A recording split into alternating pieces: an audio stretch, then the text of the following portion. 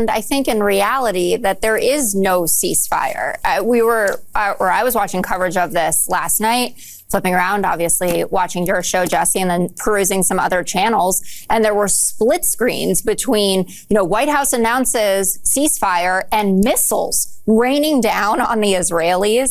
We knew that Israel was sending rockets back to Iran. We know what today has looked like in Lebanon with what the Israelis are doing there. It's one of the highest death toll days. So the ceasefire was a complete fiction. Donald Trump's war on Iran is not going the way that he imagined. It's a complete failure with nothing actually accomplished. I mean, all he has to show for the empty threats, ever-changing deadlines, and chaos is a broken deal and a weaker United States. And at this point in time, the Strait of Hormuz is closed, and Iran said that talks are unreasonable under current conditions. Attention all ships, attention all ships, attention all ships. This is Sepah Navy, Iran's Islamic Revolutionary Guard Corps Navy. From now on, all navigating through the Strait of Hormuz is forbidden.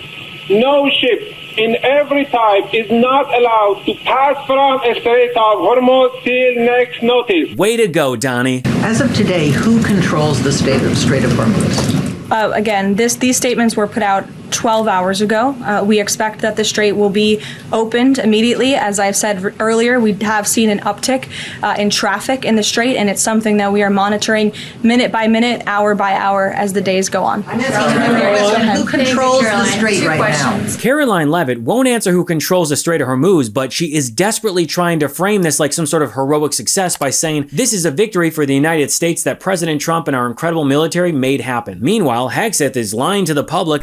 Not a single thing we've done has put an American troop in more of a harm's way. You sure about that? 13 U.S. soldiers have been killed in Trump's pointless war, a war that Hegseth loves to be in since he treats it like a Christian crusade against Islam. And Trump is trying to pitch this deal as a big day for world peace, which is wild considering the fact that Trump was the one who attacked Iran first and then threatened to commit genocide. None of their spin matches the actual deal on the table. We're actually worse off on every single metric, and on top of that, Iran is trolling the hell out of Trump. 5 seconds! Very serious situation. 3. I'm ready. 1 last chance. You know what? Forget it. Let's do this the smart way. We talk. Okay. Let's make a deal. That's a good point. I'll take it. They are relentlessly mocking him for surrendering to Iran's terms. They made a video of Trump getting off Air Force One and waving the white flag. Even Nick Fuentes is calling out Trump's humiliating failure. Total U.S. defeat. This is an absolute, there is no ambiguity here. It's not debatable. It's not subject to interpretation. We lost decisively. Now, of course, all of this went down on a Tuesday because it wouldn't be Taco Tuesday without Trump giving us one more taco. And Japan even got in on the fun. Trump always chickens out. Also, my tacos are way better than the ones that Trump is serving up. But Trump's recent taco with Iran has revealed a few big problems. How this whole mess started, why Trump and his goons are crashing out, and what their deal means going forward. All things we're going to get into. But before that, I'm just going to quickly finish this taco while you watch a little reminder of how Trump campaigned on peace and now talks like a warmonger with a countdown clock. They said, he will start a war. I'm not going to start a war. I'm going to stop wars. Lay down your arms and receive full immunity or face certain death. She would get us into a World War III guaranteed, and then all of your sons and daughters will end up getting drafted to go fight for a war in a country that you've never heard of. The lives of courageous American heroes may be lost, and we may have casualties. We're doing this for the future, and it is a noble mission. We go to war, we bomb the crap out of it, and then we leave. You know, it's almost like, what are we doing? What did we get? We got nothing. We destroyed. I mean, we bombed the hell out of everything. We're going to hit them extremely hard over the next 2 to 3 weeks. We're going to bring them back to the Stone Ages where they belong. I'd love my legacy to be made as a great peacemaker, because I really believe I'm a peacemaker. It doesn't seem it right now, but I think I'm a peacemaker. We're giving them till tomorrow, 8 o'clock Eastern time, and after that, they're going to have no bridges, they're going to have no power plants, Stone Ages, yeah. So that is where we're starting from. Trump went from no more stupid wars and I'll bring peace to I'm going to start a pointless war and let's murder Iranians. That's not a subtle evolution. That's a total flip from anti-war salesman to apocalypse hype man. And all of this theater is centered on the Strait of Hormuz, one of the most important energy choke points on the planet. Roughly 20% of the world's oil and gas flows through this narrow waterway. And Trump decided to hang his entire tough guy routine on forcing Iran to fully open it on his schedule or face annihilation. There's a reason that no other president has ever tried to do this. They're not f***ing idiots. It should also be known that Trump is more than happy to lean into this as a distraction from his name being in the Epstein files thousands and thousands and thousands of times, because nothing buries a scandal like the threat of a new war. Now, Trump didn't just make one threat against Iran, he built a whole franchise out of moving the goalposts. On March 21st, Trump gave Iran 48 hours to fully open the Strait without threat or face strikes on its power plants. On March 23rd, 12 hours before that deadline, he suddenly talked about very good and productive conversations and pushed the strikes back 5 days. On March 26th, he said there was no turning back and it won't be pretty. Then later that day, he extended it again, this time for 10 more days to April 6th at 8 p.m., claiming talks are going very well. Keep in mind, this is the same kind of fantasy language that Trump uses when making wild claims like this. But I'm standing here a month ago with a much more powerful Iran than it was at any point during 47 years. This should have been handled by 7 presidents, a lot of presidents. And those presidents are saying now, every one of them to their friends, we should have done this a long time ago. What? Except not one single past president has spoken to him or their friends about this. Wait, hold on. Technically, the only past president who might have talked is Trump himself, which means this whole big secret source of this Iran story is just Trump talking to Trump about Trump. So then on April 4th, Trump said Iran has 48 hours before all hell will rain down on them. And then on the very next day, Easter Sunday, mind you, instead of a generic happy Easter message like any normal person or other presidents would say, Trump promised to attack power plants and bridges in Iran, demanding that they open the f***ing Strait, you crazy bastards, or you'll be living in hell. And then he signs off with praise be to Allah, President Donald J. Trump. And then on April 7th, Trump just openly admitted that he planned to commit war crimes, saying a whole civilization will die tonight, never to be brought back again. Wow. Who could have predicted that the guy with very thin skin, who constantly whines that he deserves a Nobel Peace Prize, complains about it to his own Board of Peace, had FIFA invent a peace prize just for him, and slapped his name on the U.S. Institute of Peace, would also fantasize about committing genocide? Oh, wait a second, I know. He is not just unprepared, he is temperamentally unfit to hold an office that requires knowledge, stability, and immense responsibility.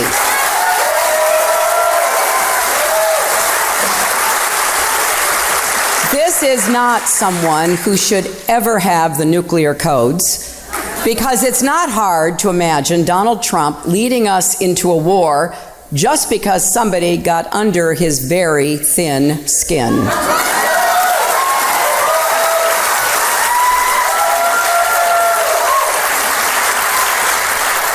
We cannot put the security of our children and grandchildren in Donald Trump's hands. We cannot let him roll the dice with America. Also, watching some of MAGA brush this off as, oh, that's just Trump being Trump, as if using war crimes as leverage is no big deal, is completely deranged. Do you believe that it was not insulting and in violation of everything we believe in to threaten to wipe out 91 million Americans? Would Ronald Reagan have ever done that? Would any other American president have ever threatened to wipe out 91 million people? I don't think Reagan did that at the height of the Cold War. I guess what I would say FDR probably didn't do that even when we were fighting Nazism. What I'm looking at is... No, but answer that question, Martha. Would FDR have said, let's just wipe out the German people? I can easily answer your question. I mean, we know who tried to actually wipe out entire populations in World War II. Yes, we Hitler. know the kind of backbone and spine that it took on the part of the United States of America to end those tyrannies. With morality. So what I'm seeing is someone who is Donald standing Trump up. has no morality. I think you have to... I'm kind of surprised, actually, that people haven't... that you don't get how the language works. I get it if he's a real estate dealer. I don't get it when you're president of the United States with the inheritance but of people you're more concerned about scaled the cliffs of language Normandy than the outcome. No, I'm concerned about our values. I'm concerned that no American president would have done this. Do you think Ronald Reagan would have used this language? No, because Ronald Reagan isn't President Trump. Do you think Abraham President Lincoln Trump would have? isn't FDR. Do you think George Lincoln. Washington would have? Do you think he said, let's wipe out the British people? Donald Trump has compromised every moral standing we have as a nation. But every time Trump's threat countdown clock gets close to zero, Trump finds an excuse to buy himself more time and insist it's because talks are going great. Right. So with less than 2 hours to go before his big Tuesday showtime, he caves. At 6:32 p.m. Eastern, Trump declares, I agree to suspend the bombing and attack of Iran for a period of 2 weeks, and brands it a double-sided ceasefire. Trump has spent 6 to 7 weeks promising mass destruction, and then suddenly, he discovers that he can use his favorite 2 weeks excuse. I'll be making a big decision on the Paris Accord over the next 2 weeks. We're signing a healthcare plan within 2 weeks. We call it the gold card, and we're going to start selling hopefully in about 2 weeks. So we can just sit down, and I'll do this at some point over the next 2 weeks. They would have had a nuclear weapon within 2 weeks. We'll have something in 2 weeks. You'll have your approval in 2 weeks. I could answer that question better in 2 weeks. I'll let you know in about 2 weeks. You could ask that question in 2 weeks. 2 weeks. I think in 2 weeks we'll know which way I'm going. That is not a man forcing his enemies to heal. That is a man slamming on the brakes right before the cliff and then telling everyone he meant to stop there all along. And Trump sycophants like Laura Ingraham are desperately trying to play it cool, pretending this was all part of some 47-dimensional chess game that Trump totally meant to lose from the start. Pants on fire mentality by so many people after that Easter tweet. I mean, I kind of could sense what was going on here. I mean, if you're going to send something like that on Easter, well, that's serious, right? He's crazy like a fox. I don't know whatever you want, but he was sending a message: don't push it. We took out one bridge, we'll take them all out. And it's like Henry V, and one of Henry V's most famous speeches.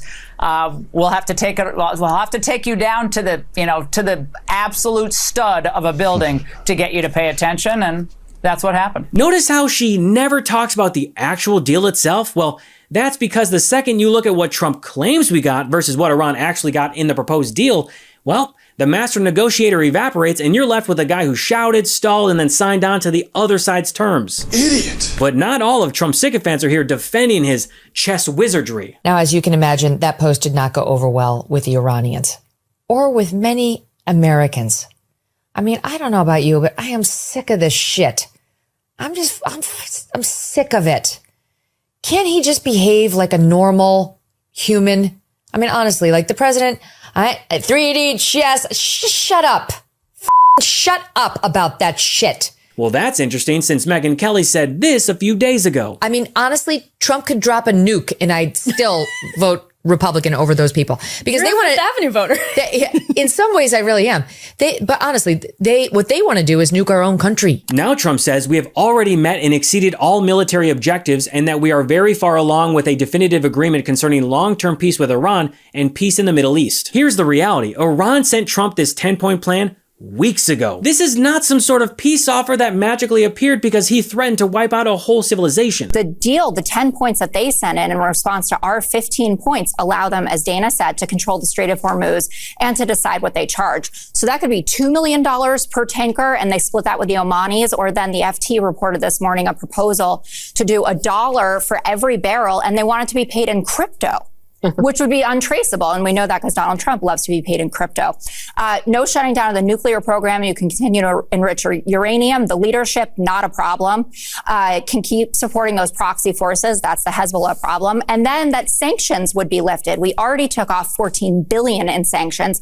This would go even further. And Donald Trump would be the first president, certainly in recent memory, that didn't have economic sanctions on Iran. But here's the real cost of the deal. We wasted over $45 billion in taxpayer money. 13 U.S. service members' lives lost and hundreds wounded. Thousands of dead Iranians, soaring oil and gas prices, U.S. bases severely damaged, open threats of genocide, damage to NATO, and the U.S. so weakened that other countries no longer trust us. Only Trump could put us in a worse situation with Iran than before the war and still try to call it a win.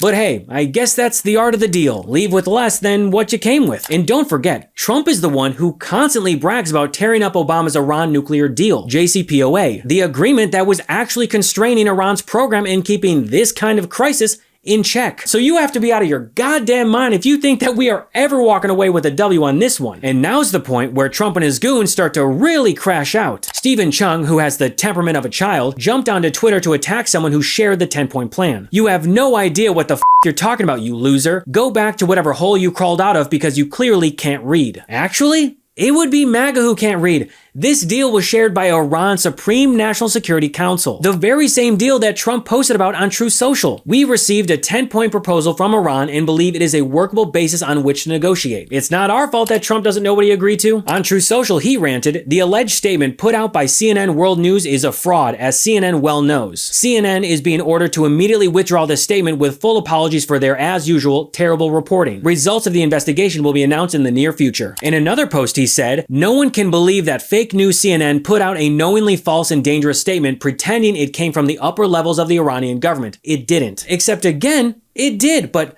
leave it to Trump to cry to FCC Chair Brendan Carr, the guy who authored the chapter about the FCC for Project 2025. He calls CNN's reporting outrageous conduct, says pushing out a hoax deadline in a national security moment requires accountability, and ends with time for change at CNN. Which is rich coming from the guy who said that the government should not censor free speech. But it's to be expected. I mean, Carr has been trying to remove every comedian, show, program, and network that isn't right-wing propaganda supporting Trump. And President Trump is winning. Look at the results so far. PBS defunded, NPR defunded, Joy Reid gone from MSNBC, Sleepy Eyes Chuck Todd gone, Jim Acosta gone, John Dickerson gone, Colbert is leaving, CBS is under new ownership, and soon enough CNN is going to have new ownership as well. Back in March, Carr threatened to take away broadcasters' licenses over negative coverage of the war in Iran. Translation, you either publish only stories that pleases our dear leader Daddy Trump, or you lose your broadcast license. Sounds a bit fascist to me. And if you thought this whole Iran Theater Act was dumb, just wait. Pakistan was involved as an intermediary between the US, Israel, and Iran. Pakistan Prime Minister Shehbaz Sharif posted a very formal message asking Trump to extend the deadline for 2 weeks so diplomacy can run its course and Iran can open the Strait as a goodwill gesture. However, at the top it said draft Pakistan's PM message on X. They quickly deleted that line and updated it, but not before people noticed the edit history. It reads like someone from the White House wrote this for Pakistan's PM, he copy and pasted it, and then he rushed to delete the top line. In other words, the same White House that claims it was begged to show restraint may have been ghostwriting the begging. So when Trump claims that he paused his whole civilization will die tonight plan because Pakistan convinced him, what it really looks like is he needed someone publicly to ask him to stand down so he could accept Iran's weeks-old terms and pretend that it was all part of the plan. Man, you are one pathetic loser. Thanks for watching. What Was That exists because of viewers like you. You can support the show and get access to more episodes and breakdowns by subscribing to my Substack at whatwasthat.show for just $10 a month. Your subscription keeps What Was That going. No corporate filters, no outside agenda, just honest storytelling with a sense of humor. You can also find What Was That on Apple Podcasts, Spotify, or wherever you listen. I'm Gabe Sanchez, and I'll see you next time on What Was That?